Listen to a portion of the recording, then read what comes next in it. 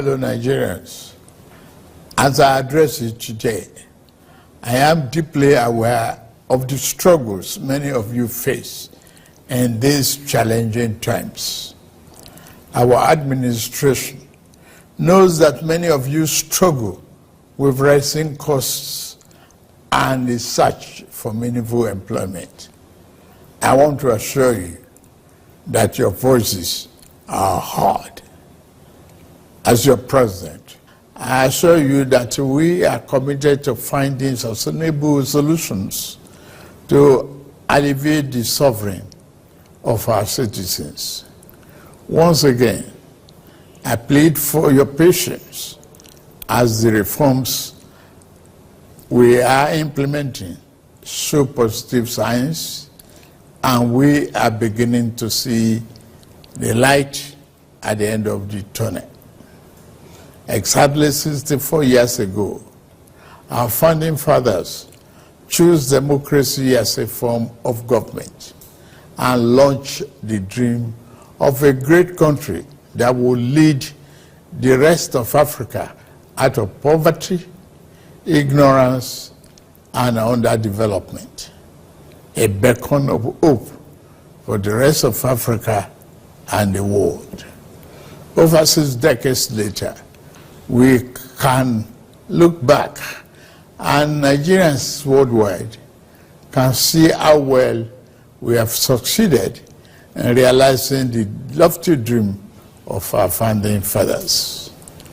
The world is witnessing and benefiting from the can-do spirit of Nigerian people, our massive intellectual capacity, and our enterprise and industry in all vocations, from art to science, technology to infrastructure.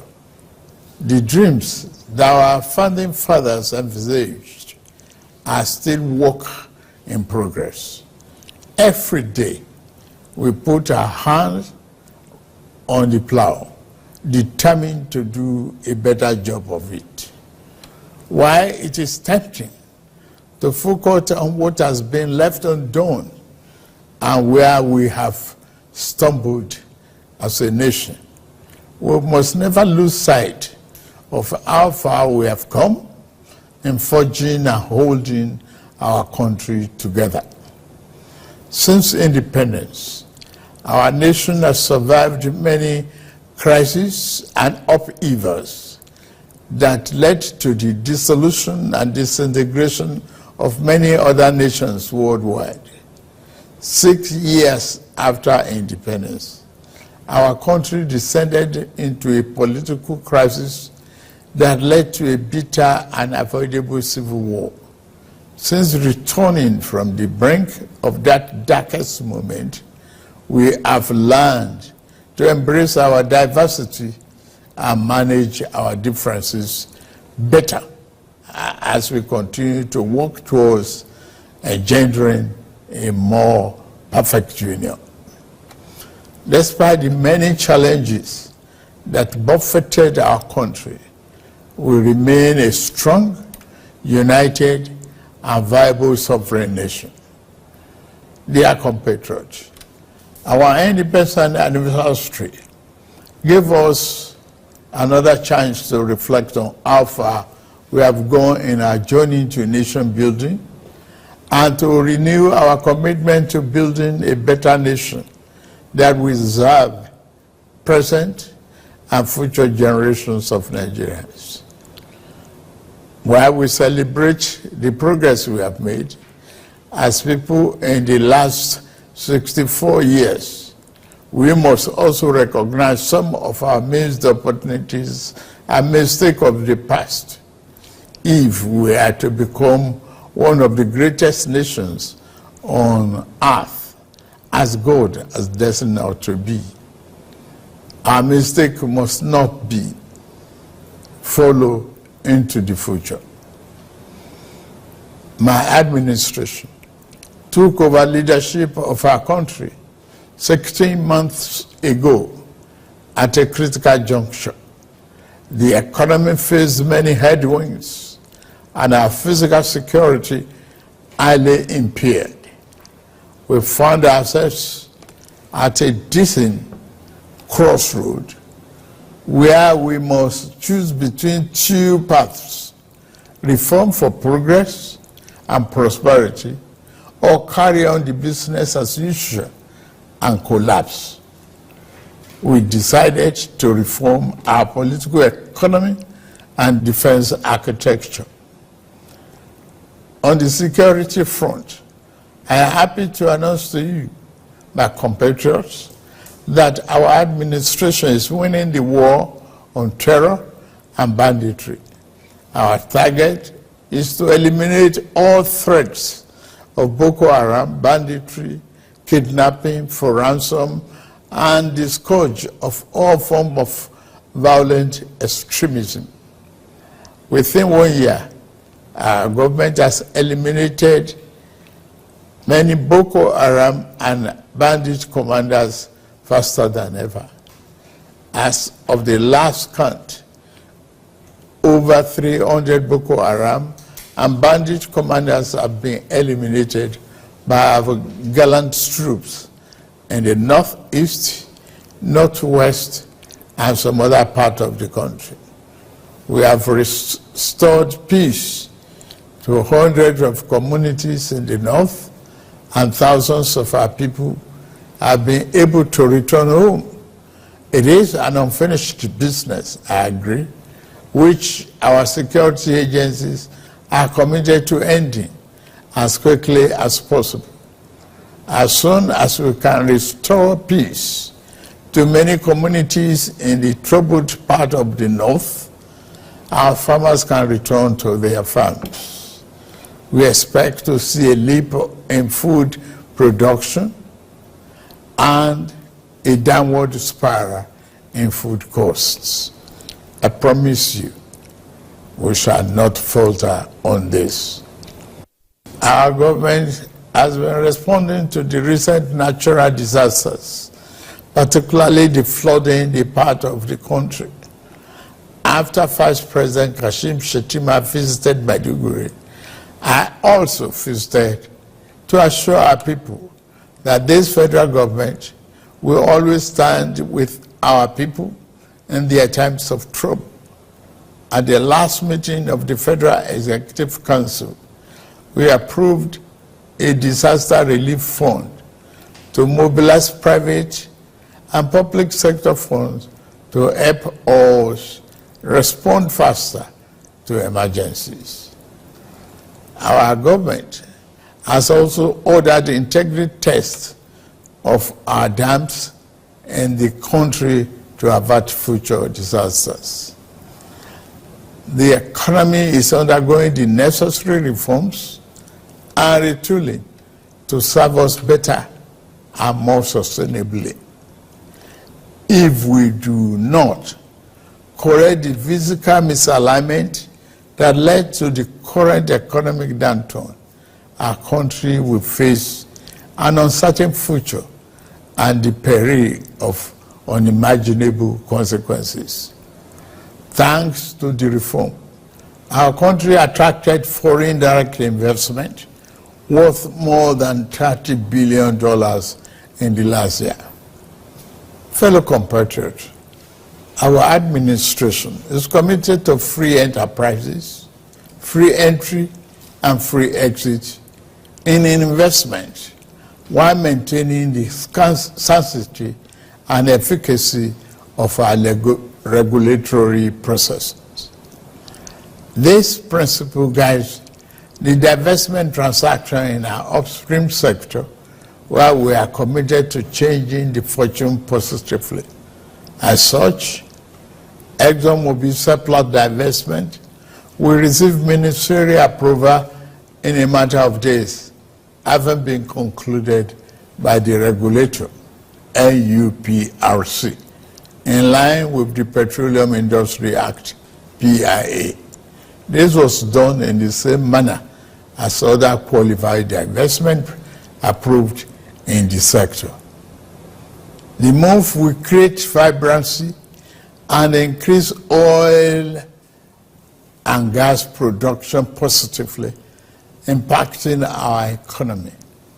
The more disciplined approach adopted by the central bank to monetary policy management has ensured stability and predictability in our foreign exchange market.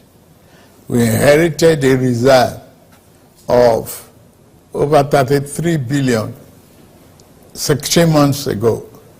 Since then, we have paid back the inherited forex backlog of 7 billion.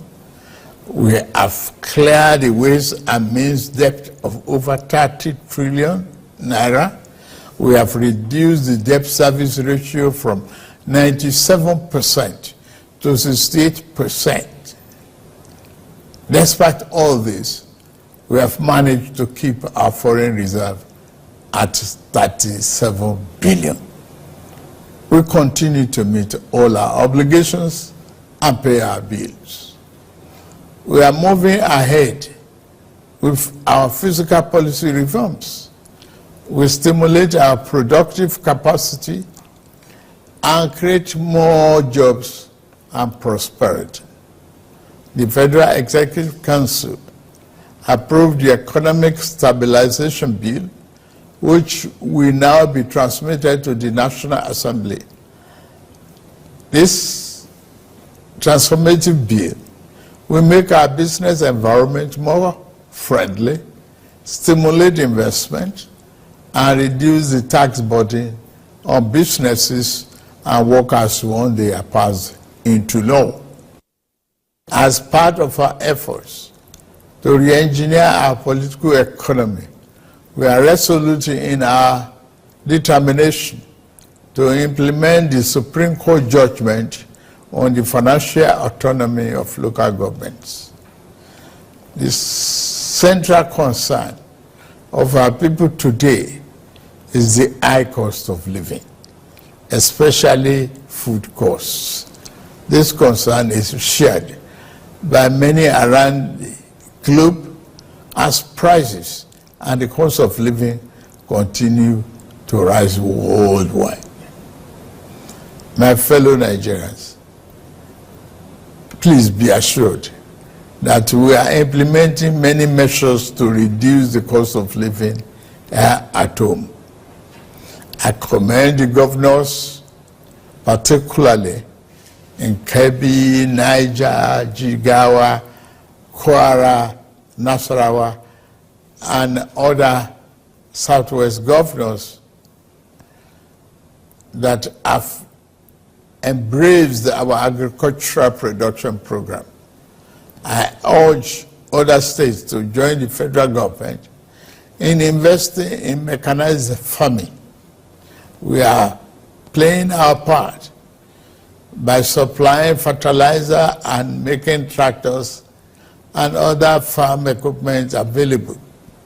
Last week, the Federal Executive Council approved establishing a local assembly plant for 2,000 John Deere tractors, combine harvesters, disc riders, bottom plows, and other farm equipment. The plant has a completion time of 6 months.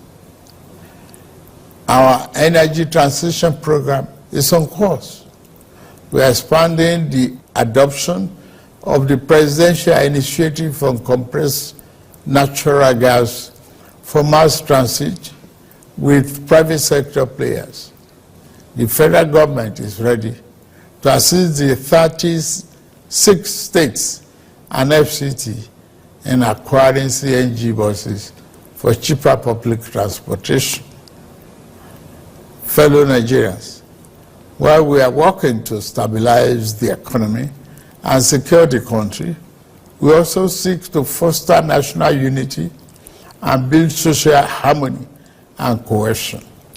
Our economy can only thrive when there is peace.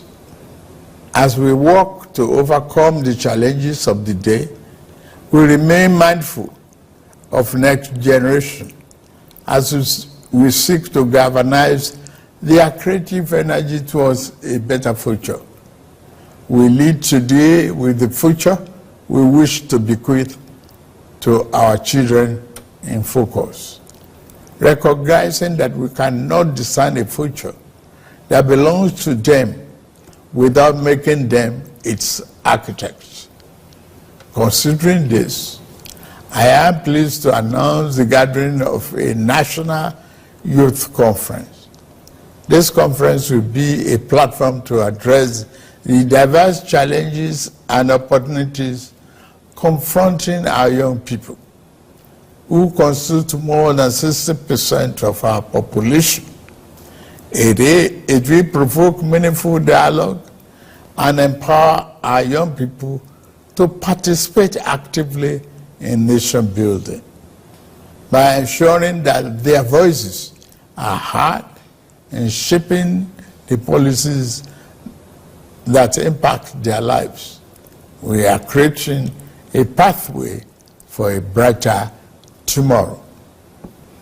The 30-day confab will unite young people nationwide to collaboratively develop solutions to issues such as education, employment, innovation, security, and social justice. The modality of this confab and selection of delegates will be designed in close consultation with our young people through their representatives. Through this confab, it will be our job as leaders to ensure that their aspirations are at the heart of the conference deliberations. The government will thoroughly consider and implement the recommendations and outcomes from this forum as we remain resolute in our mission to build a more inclusive, prosperous, and united Nigeria. Our government is implementing several other youth-centric programs to give our young people an advantage in rapid changing world. We are implementing, among others, the 3 million technical program of the Ministry of Communications, Innovation and Digital Economy, aimed at building Nigeria's technical talent backbone. We have also enthusiastically implemented the Nigerian Education Loan Fund, NEL Fund, which provides cheap loans to our students to pursue their tertiary educational dream. In addition, later this month, we shall launch the Renewable Hope Labor Employment and Empowerment, the LEAP. It is conceived as a comprehensive suite of interventions and job creation by Federal Ministry of Labor and Employment that is aimed at facilitating the creation of 2.5 million jobs directly and indirectly on an annual incremental basis, while simultaneously ensuring the welfare and safety of workers across the country, as is the tradition. The government will soon announce all the beneficiaries of our national honors for 2024. The Senate President and the Chief Justice of the Federation have been conferred with the honor of the Grand Commander of the Order of the Niger, GCON. The Deputy Senate President and the Speaker of the House of Representatives have honor of Commander of the Order of the Federal Republic, CFR, while the Deputy Speaker of the House has been awarded Commander of the Order of Niger, CON. Fellow Nigerians, better days are ahead of us. The challenge of the moment must always make us believe in ourselves. We are Nigerians, resilient and tenacious. We always prevail and rise above our circumstances. I urge you to believe in our nation's promise. The road ahead may be challenging, but we will forge a path towards a brighter future with your support. Together, we will cultivate a Nigeria that reflects the aspiration of all its citizens, a nation that resonates with pride, dignity, and shared success. As agents of change, we can shape our destiny and build a brighter future by ourselves, for ourselves, and future generations. Please join us and join our administration in this journey towards a brighter future. Let us work together to build a greater Nigeria where every citizen can access opportunities and every child can grow up with hope and promise. May God continue to bless our nation and keep members of our armed forces safe.